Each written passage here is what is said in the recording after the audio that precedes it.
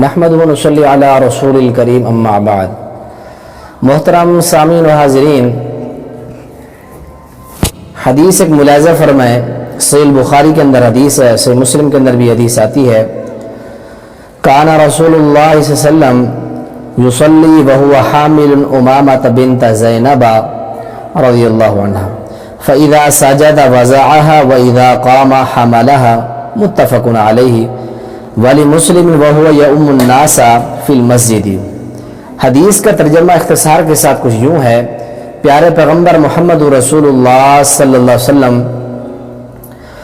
نماز پڑھا رہے تھے اور آپ صلی اللہ علیہ وسلم اپنی بیٹی سیدہ زینب رضی اللہ عنہ کی بیٹی یعنی اپنی نواسی سیدہ ام امامہ رضی اللہ عنہ کو آپ صلی اللہ علیہ وسلم نماز کی حالت میں اٹھا رکھا تھا۔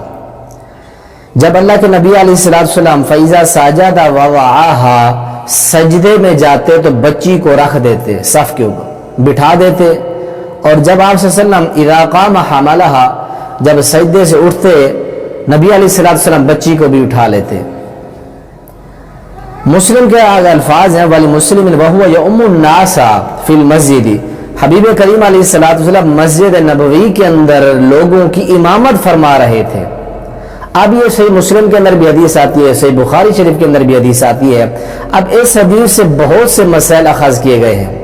امام شوکانی رحمہ اللہ فرماتے ہیں کہ اللہ کے نبی علیہ السلام نے 2-2.5 سیر کی بچی کو اٹھا رکھا تھا رسول اللہ صلی اللہ علیہ وسلم نے، تو اس حدیث سے یہ بھی مسئلہ ثابت ہوتا ہے اگر کسی بندے کی پگڑی، کسی بندے کا امامہ جو ہے وہ نماز کی حالت میں گر جاتا ہے تو بندہ اپنی اس ٹوپی کو اپنے امامے کو اٹھا کے سر پہ رکھ سکتا ہے۔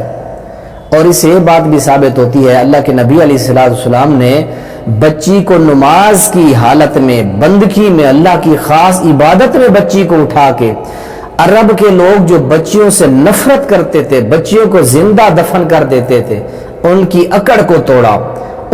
کیا کوئی بندہ نماز کی حالت میں امام صاحب قرآن پڑھ رہے ہیں، تراویح پڑھا رہے ہیں، تو پیچھے کھڑا ہوا بندہ قرآن پاک اٹھا کے یا وہ موبائل اٹھا کے کیا قرآن پاک سن سکتا ہے؟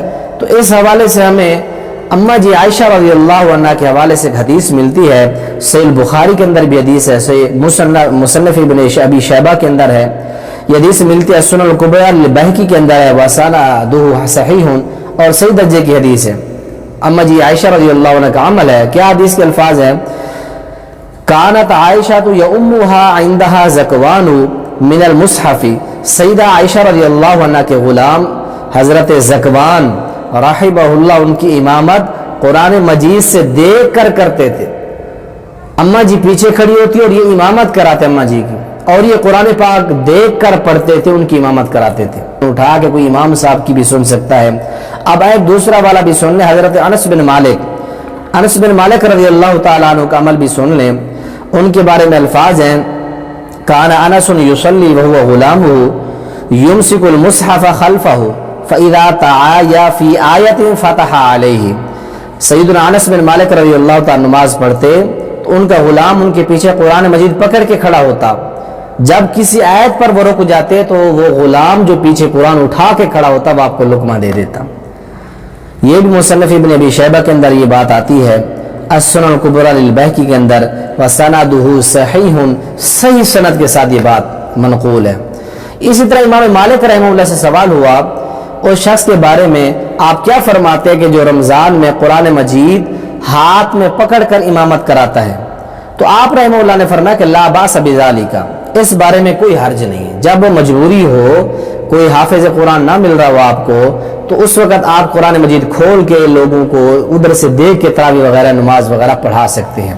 تو یہ بات ثابت ہوئی اماں جی عائشہ کے عمل سے، سیدنا انس بن مالک کے عمل سے، امام مالک رحمہ اللہ بھی اس بات کی تائید فرما رہے ہیں۔